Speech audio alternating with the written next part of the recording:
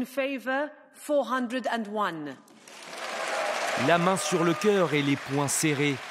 Ursula von der Leyen peut avoir le sourire, elle réussit son pari, celui de se faire réélire à la tête de la Commission européenne pour un nouveau mandat de 5 ans. Un succès politique qu'elle doit à la droite et au centre, mais aussi aux 53 élus verts, soutien de dernière minute. L'Allemande n'a en revanche pas obtenu les voix des députés de Fratelli d'Italia, le parti de Giorgia Meloni, qu'elle espérait pourtant rallier. Dans la matinée, Ursula von der Leyen avait présenté sa feuille de route.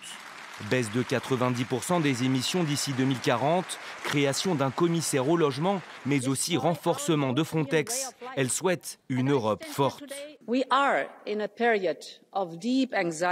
Nous traversons une période de profonde anxiété et d'incertitude pour les Européens. Les familles souffrent du coût de la vie et du logement. Les jeunes sont préoccupés par la planète, l'avenir et la perspective de la guerre. Médecin de formation, polyglotte, cette mère de 7 enfants est une proche d'Angela Merkel qui la nomme ministre de la Famille. C'est en 2005. Ursula von der Leyen prend ensuite le portefeuille du travail avant de devenir en 2013 la première femme ministre de la Défense de son pays.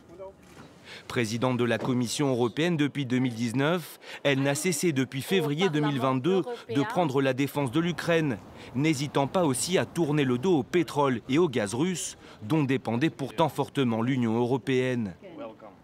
L'Allemande l'assure aujourd'hui, elle veut bâtir une véritable Europe de la défense, en créant notamment un marché unique pour les produits et les services militaires.